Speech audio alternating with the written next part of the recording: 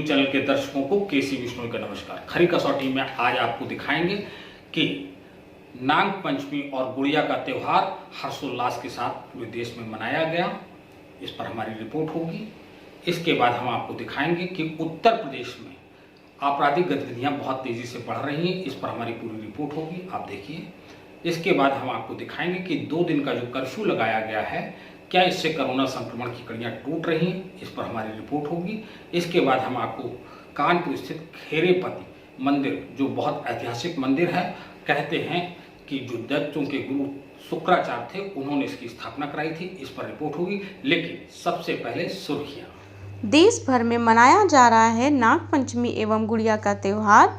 राम मंदिर अयोध्या में आज भूमि पूजन की तैयारी का जायजा लिया। सीएम योगी ने लखनऊ स्थित चौक चौराहे का नाम अब होगा लालजी टंडन चौक। गोंडा जनपद के कर्नलगंज के 6 साल के बच्चे का अपहरण किया गया।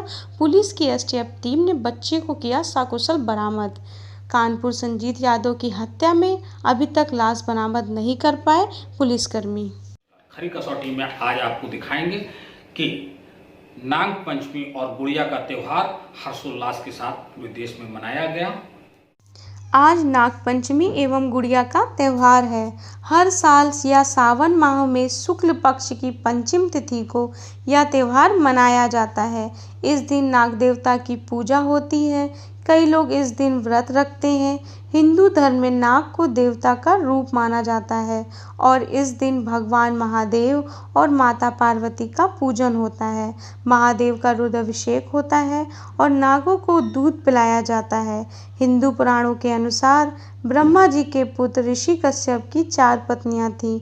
उनकी पहली पत्नी से देवता और दूसरी पत्नी से गरुड़, चौथी पत्नी से दैत्य उत्पन्न हुए थे। लेकिन तीसरी पत्नी कद्रु थी, जिनका संबंध नागवंश से था। उन्होंने नागों को उत्पन्न किया। इस दिन महिलाएं सर्प को अपना भाई मानकर उनकी पूजा करती हैं और भाई से अपने परिवारजनों की रक्षा का आशीर्वाद मांगती हैं। पूरे देश भर में यह गुड़िया का त्यौहार हर्ष और उल्लास के साथ मनाया जाता है। मैं खरी कसौटी न्यूज़ चैनल से लक्ष्मी। कि उत्तर प्रदेश में आपराधिक गतिविधियां बहुत तेजी से बढ़ रही हैं। इस पर हमारी पूरी रिपोर्ट होगी, आप देखिए। योगी आदित्यनाथ ने रविवार 19 मार्च 2017 को यूपी के मुख्यमंत्री के तौर पर शपथ ली थी। जनता योगी सरकार से उम्मीदें बांधे है, लेकिन लगातार बढ़ रहे अपराध से योगी सरकार की छवि को दागदार कर रही है। इन 3 सालों में हत्या, डकैती, रेप, फर्जी एनकाउंटर, लूटमार, दहेज हत्या, पत्रकारों की हत्या, जातिगत और सांप्रदायिक संघर्ष जैसी घटनाएं सरकार के दावों को खोखला साबित कर रही हैं। नेशनल क्राइम रिकॉर्ड के ताज़ा आंकड़ों के अनुसार पिछले 3 सालों में अपराध के हर क्षेत्र में बढ़ोतरी दर्ज हुई है और इस क्षेत्र में देश का सबसे बड़ा राज्य उत्तर प्रदेश सबसे आगे है।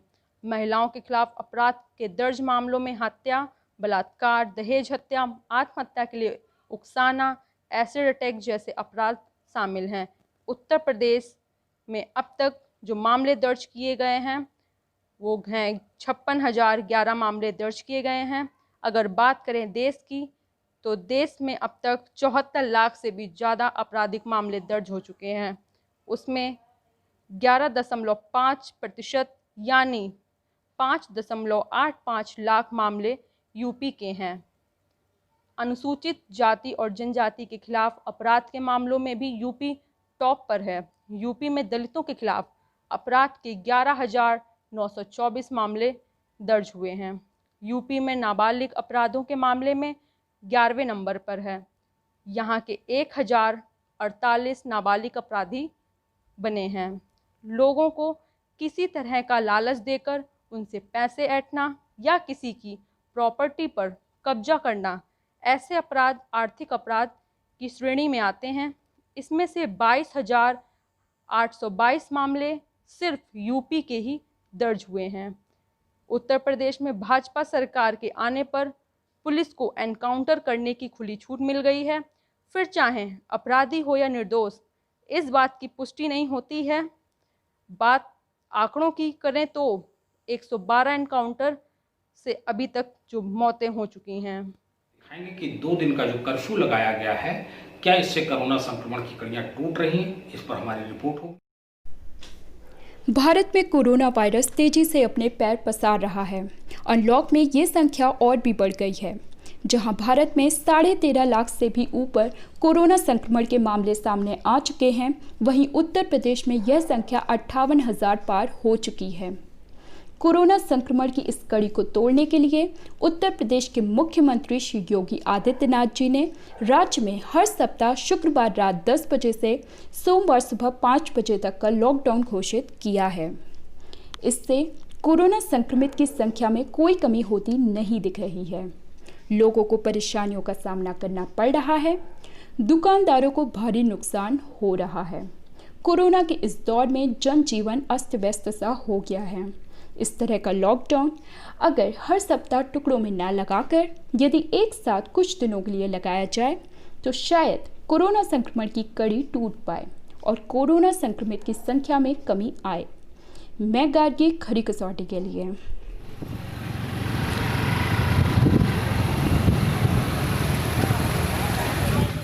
इसके बाद हम आपको कानपुर स्थित खेरेपति मंदिर, जो बहुत ऐतिहासिक मंदिर है, कहते हैं कि जो दैत्यों के गुरु शुक्राचार्य थे, उन्होंने इसकी स्थापना कराई थी। इस पर रिपोर्ट। आज हम बात करते हैं कानपुर के ऐतिहासिक खेरेपति शिव मंदिर की।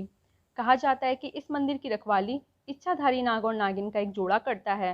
मंदिर के पुजारी के अनुसार हर वर्ष नाग पंचमी के दिन ये इच्छाधारी नाग और नागिन मंदिर में सुबह सूर्योदय के समय शिवलिंग की पूजा करने आते हैं।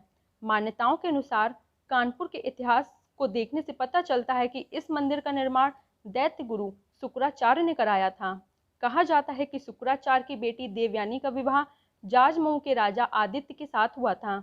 एक बार वे अपनी बेटी से मिलने जा रहे थे। खेरेपति मंदिर के नज़दीक ही कुछ देर विश्राम के लिए रुक गए। इस दौरान उनकी आंख लग गई और उन्होंने स्वप्न में भगवान शेषनाग ने दर्शन देते हुए उस स्थान पर शिव मंदिर बनाने की आज्ञा दी। शेषनाग ने कहा, दैत्य गुरु यहाँ पर शिवलिंग की स्थापना करवाएं, जिसमें वे स्वयं वास करेंगे। स्वप्न से जागने पर शुक्राचार्य ने शेषनाग की आज्ञा के अनुसार वहाँ शिवलिंग की स्थापना करवा के मंदिर बनवाया। आज भी ये प्राचीन मंदिर श्रावण के महीने में शिवलिंग के भव्य श्रृंगार किया जाता है और वहाँ पे पूजा अर्चना की जाती है। खेरेपति शिव मंदिर में हर वर्ष नाग पंचमी के दिन सांपों का मेला लगता है। इस मेले में देश विदेश के सपेरों के साथ अपने सांपों को लाते हैं। मेले की सबसे खास बात यह है कि सांपों के विषदंत नहीं तोड़े जाते हैं। बताया जाता है कि इस मंदिर के निर्माण के बाद आज तक मंदिर के पास कोई भी व्यक्ति की सांप के काटने से मृत्यु नहीं हुई है। इसलिए खेरेपति मंदिर के आसपास वाले क्षेत्र को विष मुक्त भी कहा जाता है। लोग यहाँ की मान्यता है कि लोग यहाँ पे खेरेपति धाम जाके सांप खरीदकर शिवलिंग पे चढ़ाते हैं, जिससे उनके घर में सांप अपने आप ही चले जाते हैं। सबसे बड़ी बात है कि सांपों के विषदंत यहाँ पे नहीं तोड़े जाते हैं, फिर भी ये किसी को भी नहीं काटते हैं। इस बार कोरोना महामारी के चलते जहाँ सभी मंदिरों के पट बंद हैं, वहीं पर भगवान सभी को ऐसे ही दर्शन दे रहे हैं और सभी की मान्यताएं पूरी कर रहे हैं, सभी की मनोकामनाओं को पूरी कर रहे हैं। मैं कामनी विश्नोई, खरी कसौटी के लिए कैमरामैन रवि और ओम प्रकाश शर्मा के साथ। मैं माल रोड खेरेपति बापा मंदिर से, यहाँ पर नाग पंचमी के शुभ अवसर पर बहुत ज़्यादा भीड़ भाड़ होती थी, लेकिन ये कोरोना 19 के कारण बहुत ही कम लोग, हम लोग खाली बाहर से दर्शन करके संतुष्ट हो रहे हैं और बाबा से कामना करते हैं कि कोरोना से हम लोगों को राहत दें और देश को संपन्न करें। अब हम आज बात करेंगे जो आपराधिक गतिविधियां ताबड़तोड़ कोरोना संक्रमण काल में हुई हैं। जैसे अगर हम नाम लें, सबसे पहले 8 पुलिसकर्मियों को जो कानपुर बिकरू गांव में मार दिया गया था, विकास दुबे ने मार दिया था। इसके बाद विकास दुबे का इनकाउंटर हुआ। ये घटना हुई, घटना क्यों हुई इसके तह में हम आज जाएंगे। इसके बाद गाजियाबाद में अपनी भांजी की शिकायत करने पर विजयनगर थाना की घटना है, जहां पत्रकार जो विजय जोशी था उसकी बदमाशों ने हत्या कर दी और पुलिस ने से शिकायत खाली की थी। इस बात पर बदमाशों ने उसकी हत्या कर दी। ये बहुत बड़ा मामला है अपने आप में। इसके बाद कानपुर में 22 जून को संजीत नामक संजीत यादव नामक जो लैब टेक्नीशियन था, उसने खाली अपने दोस्तों से बात की थी कि हम अपनी लैब खुद खोलेंगे। तो उनके मित्रों ने सोचा कि इसके पास पैसा बहुत है, उसको रात के अपने यहाँ बुलाया और बुला के उसका अपहरण कर लिया। और अपहरण की रिपोर्ट लिखाने जब उसके पिताजी कानपुर के थाने में गए, बर्रा निवासी थे, तो उनकी रिपोर्ट नहीं लिखी गई। 4 दिन बाद रिपोर्ट लिखी गई। रिपोर्ट लिखने के बाद पुलिस ने उन्हें सजेस्ट किया कि हाँ 30 लाख रुपए दे दो और हम जाल बिछा लेंगे और हम पकड़ लेंगे। 30 लाख रुपए बैग में भर के गए और वो बैग ऊपर पुल से नीचे फेंका। फिलहाल वो पुलिस पकड़ नहीं पाई। उसके बाद उसकी हत्या कर दी गई। कल मालूम चला कि पांडू नदी में उसकी हत्या करके 100 डाल दिया गया और लेकिन 100 अभी तक बरामद नहीं हुआ। पुलिस ने उन 4 जो हत्या आरोपी थे जिन्होंने अपहरण किया था उनको पकड़ लिया है। उनका कहना ये है कि हमें बैग खाली मिला था, बैग में पैसे नहीं थे। तो सवाल ये उठता है कि वो पैसे कहाँ गए हैं। पुलिस पर शुरू से सवालिया निशान उठते रहे, चाहे वो विकास दुबे में पुलिस वालों की ही हत्या हुई कि कुछ पुलिस वाले मिले थे जो पल पल की सूचना विकास दुबे को दे रहे थे। इसमें बदमाशों से गाजियाबाद में जो पत्रकार की हत्या हुई, इसमें भी पुलिस वाले उस बदमाश से मिले थे, जिसकी वजह से उन्होंने कोई एक्शन नहीं लिया और पत्रकार को अपनी जान गंवानी पड़ी। और इसमें भी कुछ पुलिस वाले उससे मिले हुए थे और उन्होंने उस पैसे को हजम कर गए और पैसा आज तक बरामद नहीं हुआ, न लाश बरामद हुई। ये उत्तर प्रदेश सरकार के लिए सबसे बड़ी नाकामी इतिहास में दर्ज होगी, क्योंकि किसी भी देश में इतने पुलिस वाले इस तरह से नृशंस उनकी हत्या नहीं हुई है। चाहे किसी बदमाश ने की हत्या, चाहे आतंकवादियों ने किया हो, चाहे बम्बई का कांड हो, चाहे कोई कांड हो, ऐसा कांड देखने को नहीं मिला है जिसने पूरे पुलिस व्यवस्था के साथ सरकार को हिला के रख दिया, झकझोर के रख दिया। लेकिन दुर्भाग्य की बात है, इसकी जिम्मेदारी मुख्यमंत्री ने अभी तक किसी की तय नहीं की। और एक वो समय था जो हम देखते आए कि अगर रेल का एक दुर्घटना होती थी तो रेल मंत्री इस्तीफा दे देते थे। आज कोई नैतिक जिम्मेदारी लेने को तैयार ही नहीं। उत्तर प्रदेश में 8 पुलिसकर्मी मार दिए जाते हैं, पुलिस प्रमुख भी वही रहते हैं, एडीजी लाइन ऑर्डर भी वही रहते हैं, सारे अफसर वही रहते हैं। खाली आप जिनके नाम उनके साथ जुड़े उनको आप हटा देते हैं या उनको निलंबित कर देते हैं या उसके खिलाफ कार्रवाई होती है। इससे जो ईमानदार पुलिस वाले अफसर हैं उनका मनोबल टूटता है। दूसरी चीज, चाहे आपकी मानवर सरकार हो योगी जी, चाहे वो आपके पहले अन्य पार्टियों की सरकार हो, अफसर वही रहते हैं। अफसर की जो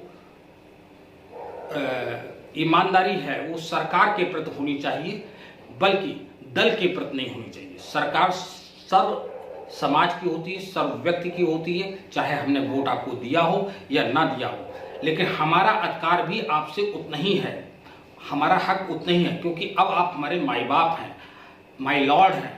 हमें कोई कमी होगी, अमेठी का मामला जो आत्महत्या करने के लिए माँ और बेटी आई, दबंगों से परेशान होकर पुलिस ने नहीं सुनी। आपका कोई ऐसा कड़ा मैसेज नहीं जा रहा है जनता के बीच में। आपने डीजी पुलिस को नहीं हटाया, आपने कोई बड़े अधिकारी को नहीं हटाया और घटनाएं रुक नहीं रही हैं, घटनाएं लगातार हो रही हैं। आपके ये कहने से काम नहीं चलने वाला है कि ये लोग राजनीति कर रहे हैं, कहीं कोई जात की राजनीति कर रहा है, क्योंकि चाहे कांग्रेस हो, चाहे वो बहुजन समाज पार्टी हो, चाहे वो समाजवादी पार्टी हो, सभी आपको कटघरे में खड़ा कर रही हैं। आप खाली अपनी पीठ थपथपाते रहें और कहें कि हाँ हमारी कानून व्यवस्था कंट्रोल है। इससे कानून व्यवस्था कंट्रोल नहीं हो जाएगी। इसमें किसी भी अफसर की जिम्मेदारी आपने नहीं तय की। हाँ, कल गोंडा की घटना है, 6 साल के बच्चे का अपहरण हुआ।